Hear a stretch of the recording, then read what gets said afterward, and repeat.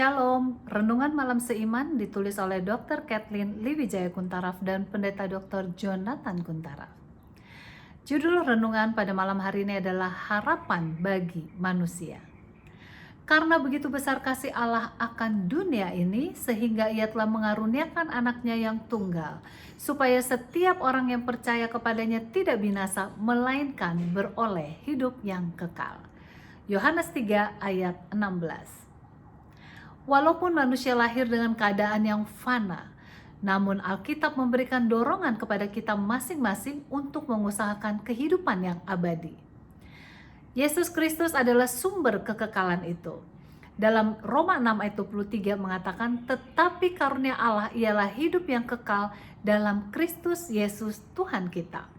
Kemudian dalam 2 Timotius 1 ayat 10 dikatakan, Yesus Kristus yang oleh Injil telah mematahkan kuasa maut dan mendatangkan hidup yang tidak dapat binasa. 1 Korintus 15 ayat 22. Di sini mengatakan, karena sama seperti manusia orang mati dalam persekutuan dengan Adam, demikian pula semua orang akan dihidupkan kembali dalam persekutuan dengan Kristus.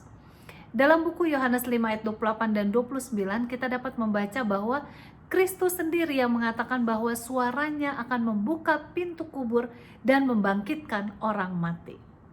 Jika Kristus tidak kembali pada kedua kalinya, maka manusia akan tidak mempunyai harapan sama sekali, sebab semua orang yang mati akan binasa untuk selama-lamanya. Itulah sebabnya di dalam ayat inti kita di atas dikatakan oleh karena Yesus maka tidak seorang pun yang perlu untuk binasa. Percaya kepada Kristus bukan saja melenyapkan hukum dosa, akan tetapi juga menjadikan umatnya memperoleh karunia kehidupan kekal yang tiada taranya itu. Kristus membawa hidup yang tidak dapat binasa melalui Injil, sebagaimana yang tertulis dalam 2 Korintus 1 ayat 10. Paulus memberikan jaminan kepada kita bahwa kitab sucilah yang dapat memberikan hikmat kepadamu dan menuntun engkau kepada keselamatan oleh iman kepada Kristus Yesus.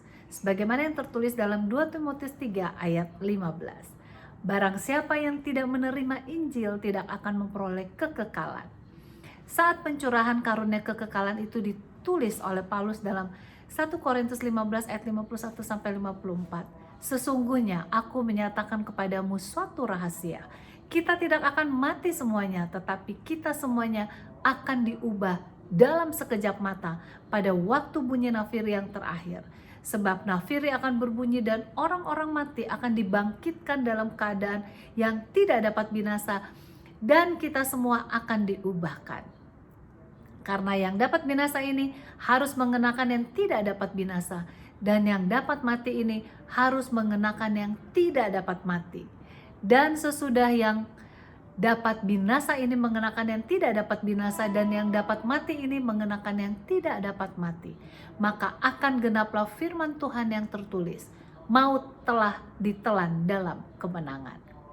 Ayat-ayat di atas jelas menyatakan bahwa Tuhan tidak memberikan kekekalan kepada orang yang percaya saat kematian tiba, melainkan pada waktu kebangkitannya, itu pada saat nafiri terakhir dibunyikan, pada kedatangan Kristus yang kedua kalinya.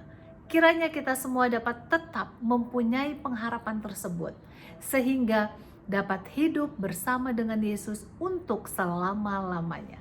Tuhan Yesus memberkati.